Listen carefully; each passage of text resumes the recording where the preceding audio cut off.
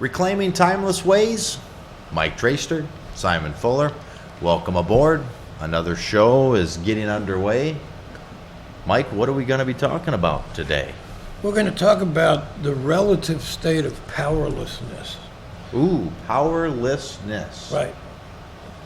So, where is he going to take us this time? well, I'm going to start off with a bicycle rack. Okay. I didn't have this thought.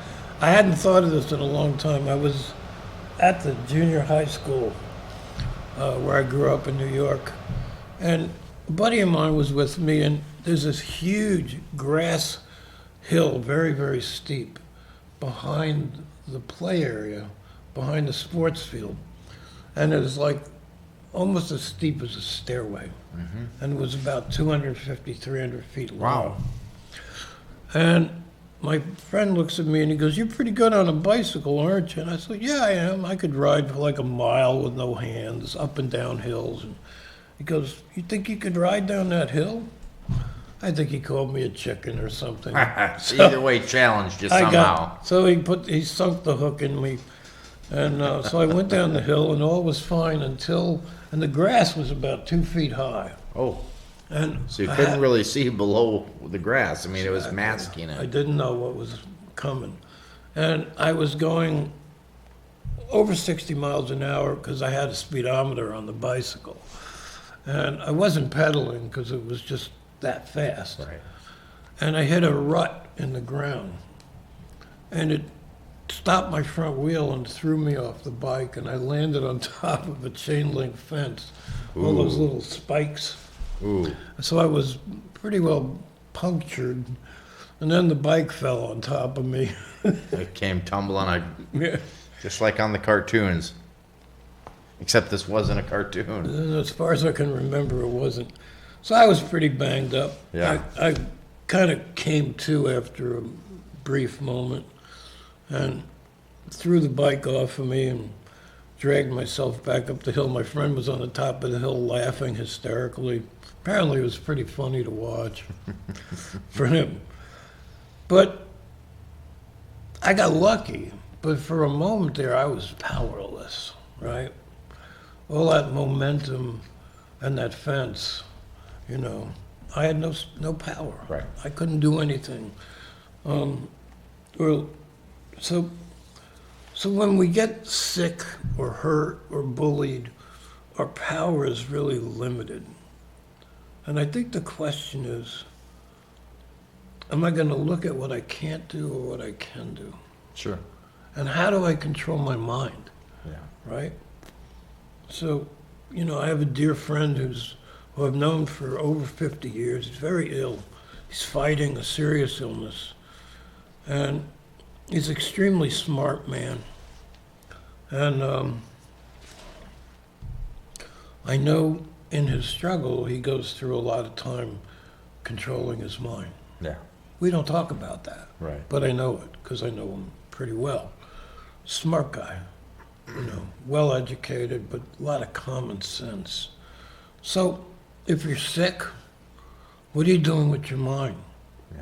Are you making the list of the 10 things you can't do only, or are you also looking at the 1 or 2 things you can do? Yeah. What can I do? Right. Is there something I can do? Can I control my blood sugar? Can I control my body temperature? Can I control my stress? Right. Is there any food that can benefit me? Yeah. Is there a food that will make me worse? Yeah. Right? So you've got this page, and you've got 2 or 3 columns on it. My problem, what I can't affect, and what I can affect. Mm-hmm. Even if I can only make it 2% better, Right. that's not 0. Right. It's 2%, you know? So, sick and hurt, bullied, that's a whole other thing. You know, when you feel intimidated by someone physically or emotionally, that's a difficult circumstance. Sure. You don't want to get hurt. Right. You're afraid. Right. Maybe you feel powerless, or maybe you feel partly powerless. And I know in my case, it's having been bullied as a kid from my dad, sadly. I was afraid of him. He's a very powerful man. But the other side of me was when I finally woke up, which didn't happen around him, thank God. I discovered that I was too strong. This could make I could make do a lot of damage. Sure. And then the question is, how do you keep it on a leash? Yeah. You know, so I was good at that, but not everyone is. Yeah. You know, so if somebody's bullying you, maybe you're gonna have to give them a bloody nose, but not break their neck. Right. You know, although you might want to break their neck, you could taste it, but you can't. You can't. Unemployment. What do you do? Do you just give up? Maybe you had a great job and now you don't have any. So you feel you went from pride to shame. So do you just walk around angry and ashamed, or do you start making contacts Right. with people? You know, I remember I tried working in the employment industry for a while years ago. It was a total failure at it. It was a bad industry, and I was no good at it.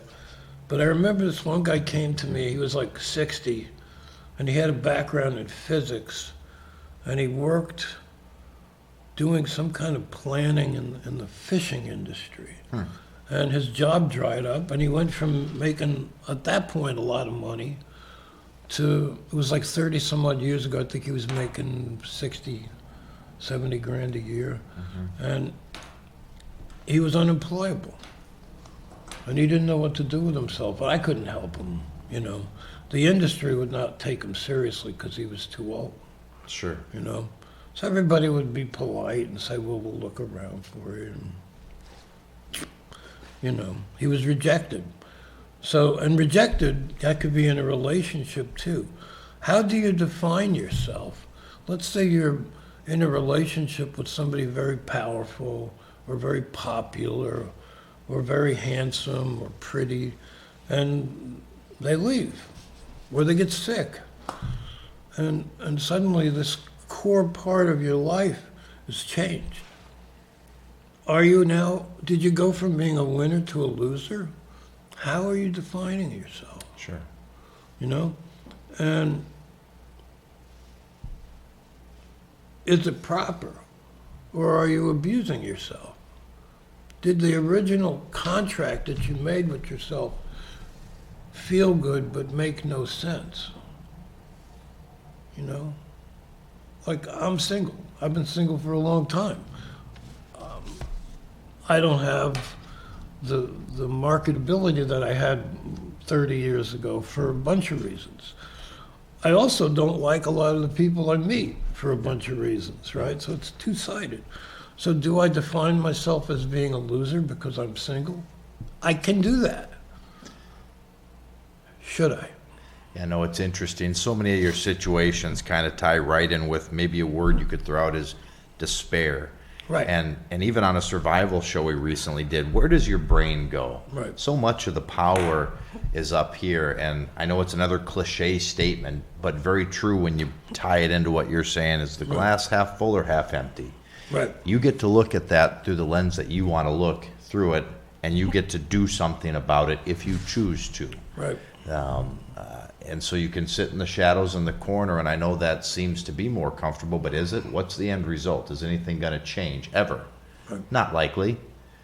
But if you decide to step out of that, what are the chances? Like you said, 2%, something better than nothing. Might something improve? Right. And then that 2% might compound with that little bit of momentum you have. Mm-hmm. Maybe it turns into 4%, 8%, 16%. And so often we get caught in a trap, like a gerbil on a wheel, Yeah. you know, and we're just running and running and running. There's not going to be any different result. And so it's interesting. You talk about this, and the way I'm kind of taken away or imagining is, you know, all those are different situations. We've all been in them. So what's your next step?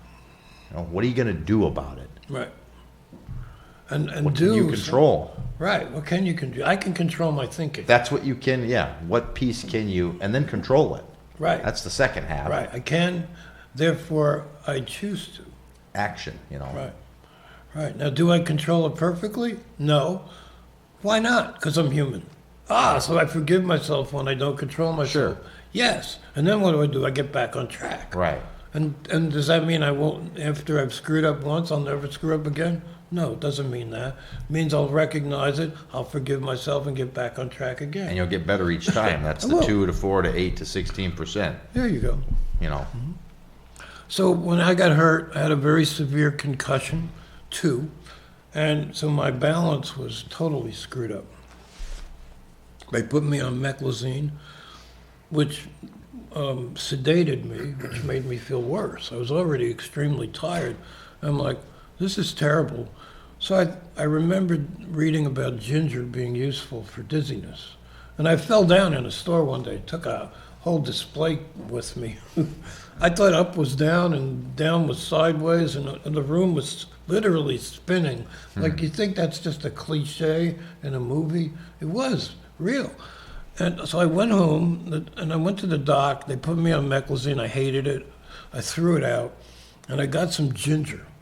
And it made me about 40% better. And I was like, this is easy. Yeah. So I read, it's safe. People eat ginger in their food every day. Right. It's not going to hurt me. So I'm like, oh, okay. And I had been interested in learning Tai Chi for years. I had seen some Tai Chi master in Northern California once, and boy, he was extraordinary. So I found a Tai Chi instructor. She taught an abbreviated form of Tai Chi, which it's better than nothing, but it's not what I like. It's called Tai Chi Chi. So I did that for about 4 months, and then I found a Yang Chen Tai Chi instructor, and we worked for about a year. He had a bad temper. Found another one, worked for 2 or 3 more years, till I was able to teach. And so I've been doing that for about 27 years. I would say my balance is 60 to 70% improved, not 100, you know. If I stand on one foot with my eyes closed, I will topple, most likely, you know. But with my eyes open, I'm fairly steady. Versus, you know, I lost a huge amount of balance, and I've got most of it back. Yeah. So this is a perfect example of adapting, Yeah. right? Now, if I'm not willing to be transparent with you and tell you my story, which means I'm not indestructible, Right. right? I'm not indestructible. I can be hurt. Yeah. I'm not Superman. Even Superman had kryptonite, right? Right. So this happened. It affected my balance dramatically, severely. And I did these 2 things. And the third thing I did was learn to be patient and also to have a bit of a sense of humor. Yeah. Patience and humor, both. Now, if you use humor as a form of denial, it will not help you. Right. But if you accept it and be open about it and then find some humor in it, Yeah. that will help, Yeah. right? So, like you were saying, it's on my list not to isolate oneself. Right. We still have to make connections with other human beings, Right. you know? Hope, Yeah. 2% is not none. Yeah. It isn't. And you never know when you're going to stumble across 3% Right. or 5, you know? If you're doing something, chances are about it. If you're moving forward, chances are you're going to stumble. And then it's not accidental because you're initiating forward movement. You're going to stumble upon some improvement to some Yeah. level. Absolutely, right. So you're finding ways to fight. So you study, you ask questions, you consider things, and then you make plans, and then you put them into action. Right. I like to try to change one thing at a time. Yeah.